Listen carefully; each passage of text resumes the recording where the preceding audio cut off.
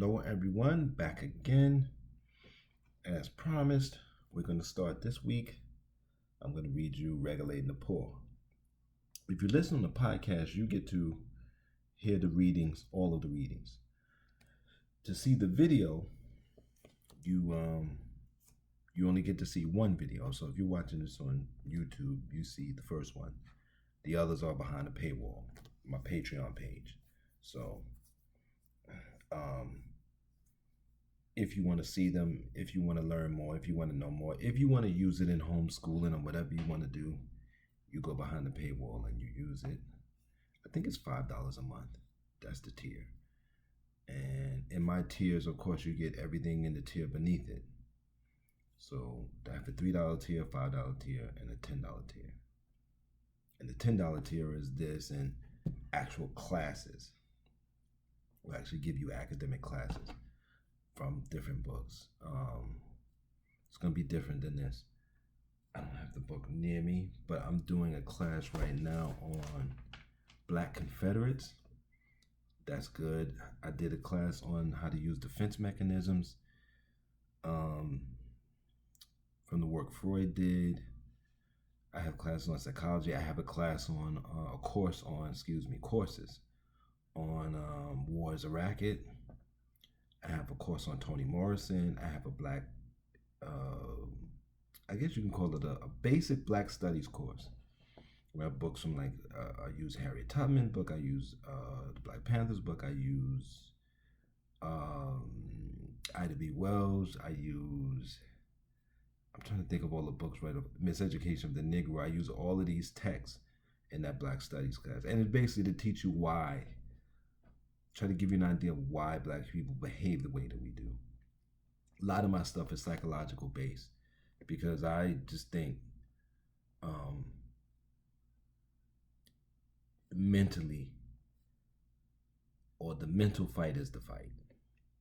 Because if you can't get your mind right, as we used to say, you're not gonna do these other things. I don't care what I don't care how much money they give you, although we need resources. But if you know anything, you know poverty is created.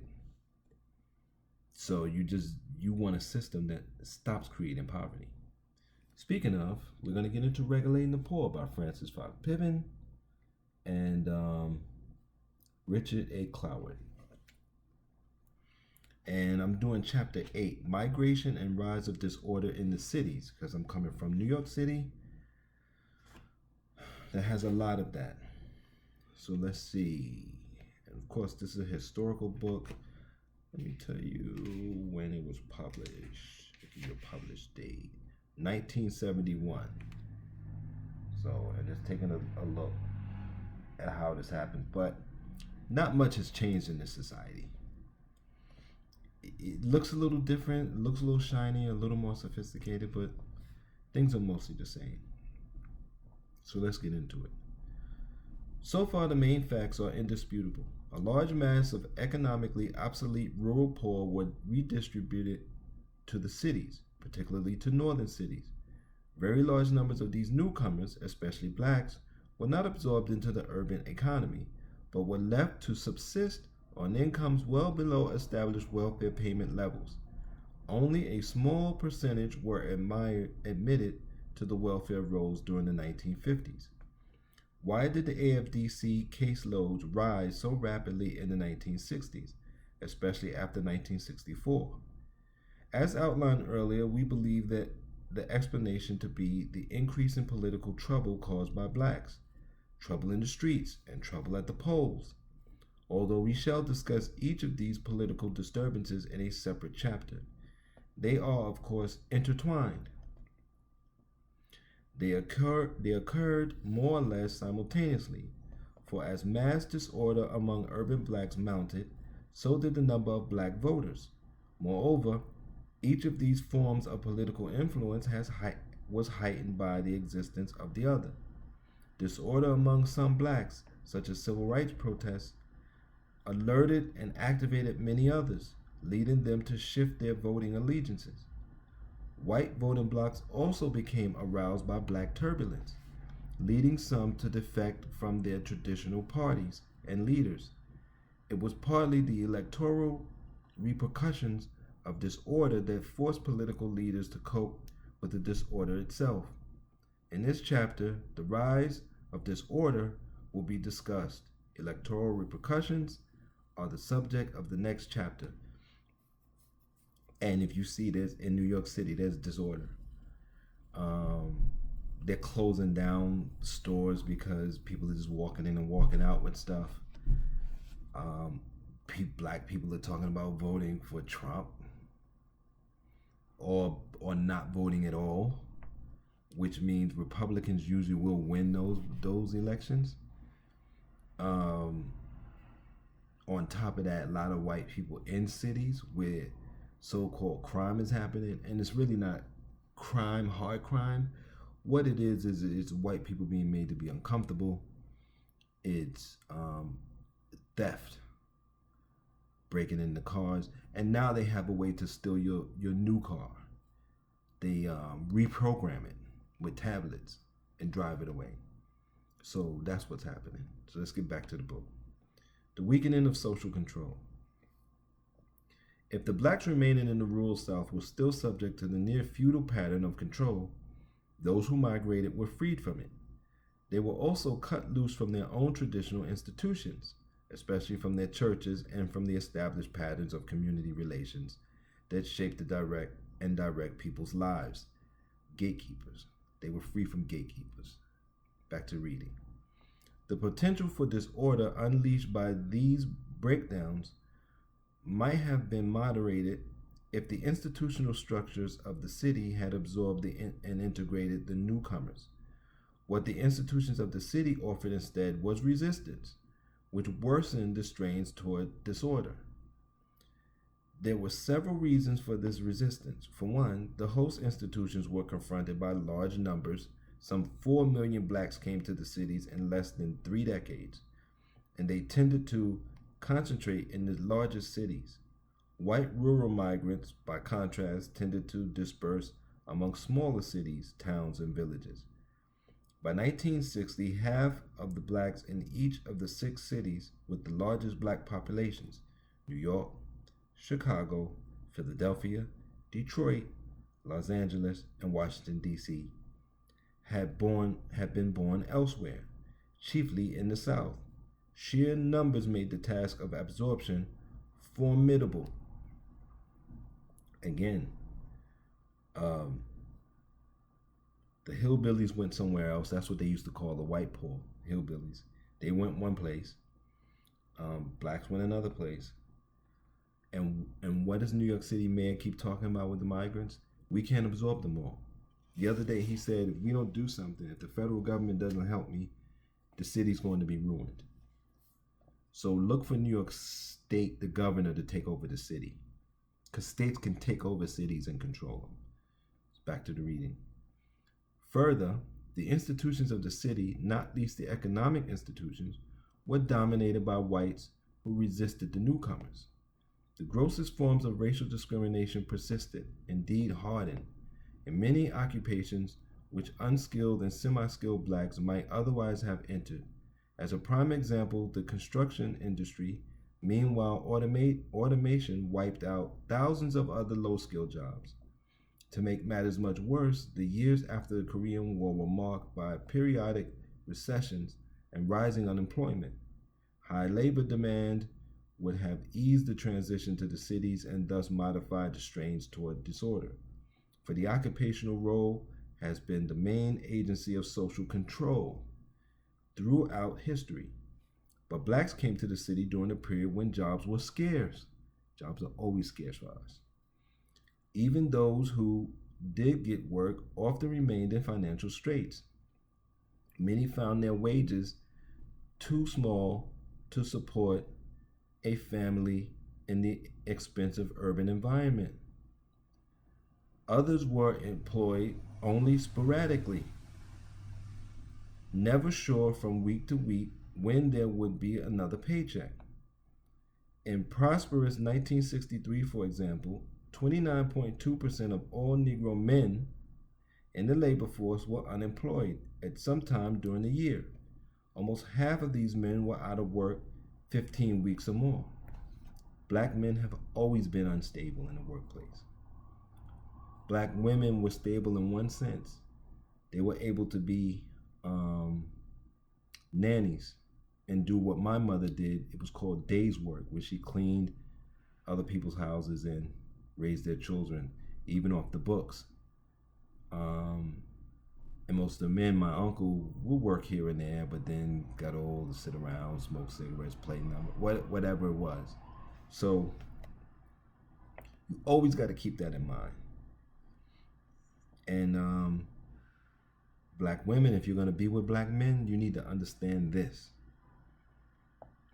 But one thing I do say, with all the modern technology, we actually have a chance to use it. Most times when automation displaced us, but now the technology actually can help us. This is, an example of that. Back to the book. The consequences of migratory upheaval followed by persistent unemployment and subemployment were predictable enough. Especially important, the structure of the family system eroded, further weakening in the already shaky structure of social control in the ghettos. Men who are chronically unemployed will make like other men, but they are not so likely either to marry or to sustain a stable relationship. The women and children, year by year, the proportion of black female-headed families grew, rising from about 19% in 1949 to almost 27% in 1968. The erosion of the family was far greater in the cities than in rural areas.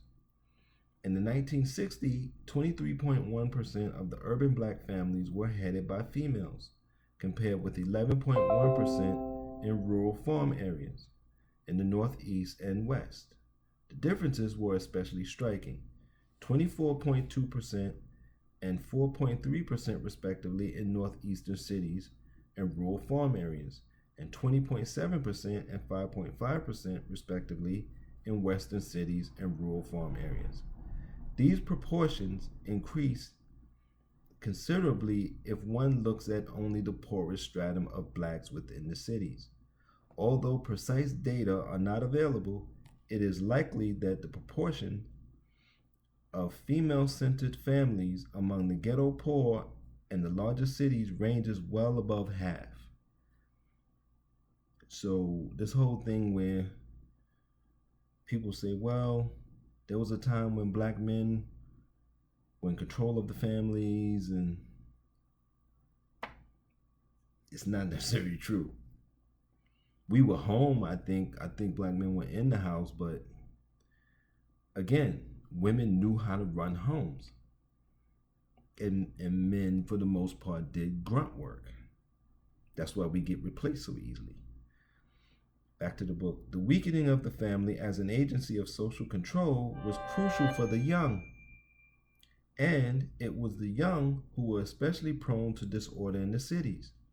In any circumstance, teenagers and young adults are the most volatile age group because they are partly loosed from the family system but not fully absorbed into the occupational system.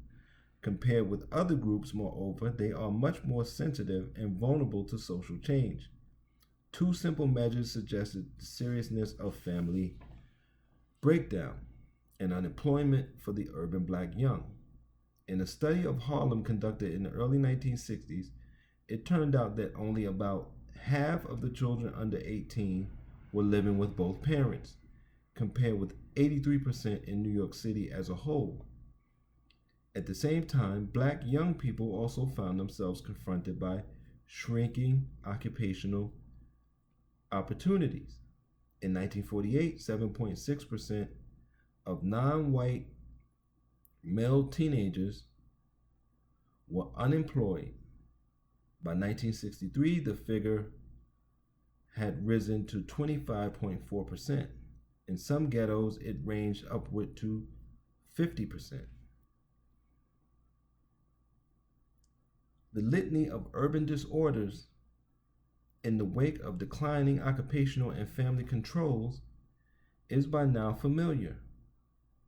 Rising rates of gang delinquency and other forms of juvenile delinquency, such as school vandalism, spreading drug addiction, an alarming increase in serious crime, such as armed robbery and burglary. Eventually, of course, disorder took the form of widespread rioting, and the rioters, too, were predominantly young. So, protests, really. They call it riots, it was protests. Young, single, and marginally related to the occupational structure. They were unmistakably unintegrated. And that's the thing. If you can keep young people busy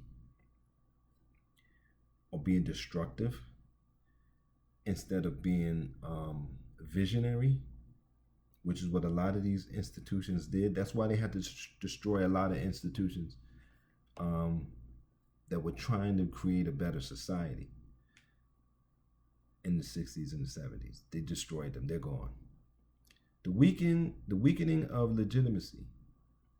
In the 1960s, disorder worsened substantially. Moreover, it came to be directed outward at the white world. Street crime spread beyond the ghettos and made many areas of the cities unsafe. The roving gangs of black youth, who in the 1940s and 50s fought one another for control of sections of the ghetto, now attack whites on the streets. Teachers in ghetto schools were assaulted with much greater frequency. So were public welfare caseworkers making home visits in the ghettos. And home visits mean they came in your house to make sure no man was living there. That was still around when I was a child. They would go through the closets, go through the drawers. If any man's clothes was there, you had to justify it if you were getting public assistance. And you had to get public assistance because you weren't paid. And the men had no stability, really. The police found, back to the book, the police found it dangerous to make arrests on ghetto streets, for they risked the anger of crowds that gathered to protest. When the riots broke out, mobs of young blacks, it should be blacks or black people, did not simply loot and burn indiscriminately. They often selected white establishments, and they engaged police, firemen, and National Guardsmen in pitched battles, sometimes even in gun battles. This destroys the men. And people keep telling you, when we burn down things in the neighborhood and you say, why are they burning their own stuff down? It's not our stuff. It's located in the place where we live. It's not ours. And we know that. So give people some sophistication for some credit for being sophisticated enough. Back to the book.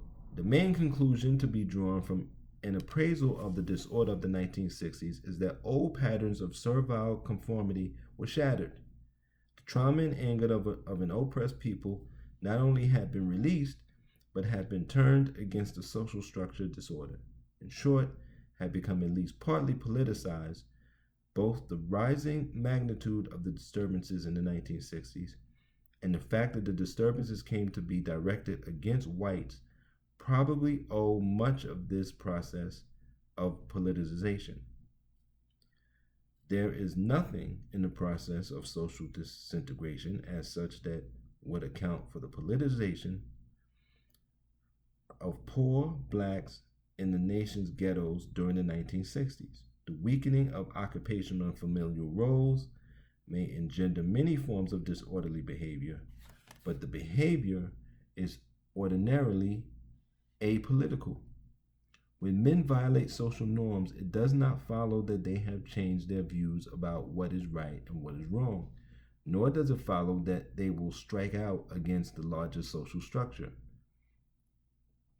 Rules may be broken simply because men find it impossible to do otherwise, as when fathers abandon families because they cannot support them, or because conformity is so poorly rewarded, as when men quit work because the pay is so low, or because nonconformity evokes so few sanctions, as when crimes by black against black are more or less ignored by the police. I told you nothing's changed. The acceptance of social rules as just and proper is itself a constraint on deviant behavior. So be sure, or to be sure.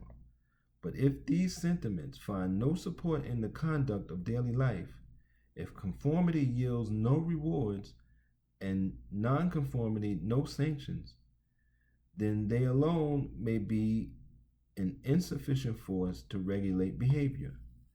Such rules lose saliency, and to acknowledge their legitimacy is to impute moral validity. And we're going to leave it there. And just to say, it's the same thing. And it's always easier for us to harm each other. Still, regulating the poor, that's what I'm reading from. And I wanted to say, even I grew up with murderers, thugs. Today, that could probably would blow my head off if I disrespected them. But when the cops came, they lined up against the wall and put their hands behind their backs. Recently in Chicago, they took down one of their biggest project complexes, and there was no resistance. Now, that's what I want to talk about, cop cities. They're building a cop city in Newark. They're building a cop city in Atlanta. You know why? Because whites have moved into the cities. They have gentrified them. But blacks, displaced blacks, are still there. We're hanging around. We're sleeping on trains. We're sleeping on benches. We're nodding off in the corners. I saw one guy sleeping underneath a tree. And we're angry and bitter. And they're afraid of what's going to happen when it finally spills out. Because pushing people on the tracks every now and then, that's nothing. It's going to be hell on earth. And you ask me, what time? Why do you stay in New York City? Well, New York City has a lot of, or at least the best, for me, anti-poverty programs at this point. But to navigate it, you have to be really, really, really mentally strong to navigate it as a black man. Now, if you have children, that's another thing you get. But to get all these housing vouchers and all this stuff as a black man, it's like, I've been through a lot of things in my life. I think this is one of the most difficult things to do and maintain. And I'm only 4 months into my voucher. So who knows? Who knows? And then the management office that owns the slummy apartment I actually have to do their work for them and then do the work on the other side. So it's a lot of stuff. It's a lot of stuff to navigate. But that's what's going on in the cities. Same as it was then. And every city you go to, I don't care where you're watching this from, black men are laying all over the street, homeless. You see it in every city. Columbia, South Carolina, Detroit, Michigan, Richmond, Virginia, Washington, D.C., Los Angeles, New York City. I even saw some in Rochester. Wells. I'm sure if you go to Jackson, Mississippi, you'll see it. Oh, San Francisco. I'm sure if you go to Boston, Mass, you'll see it. I'm telling you, every city. I'm sure if you go to Charlotte, you'll see it. Now in the South, it's harder to see poor black men because sometimes they're sleeping under bridges, they're hidden off, maybe they're squatting in an old abandoned house. You don't always know, but they're out there, or they're in the woods, tent cities, off from things you don't see, but they're there. Sleeping in their cars, it's a lot of that. But they're there, and it's usually us. So, until next time, and all the other videos will be behind the paywall, but the podcast you can listen to for free of these readings. I'm going to be reading this all week. Regulating the Poor by Francis Fox Piven, Richard A. Cloward, Take care of yourselves. Oh, if you want to support, click the link, give money directly, become a sponsor. I would enjoy and appreciate any of those. And if you're donating, no amount is too small or too large. Be safe and try to take care of yourselves.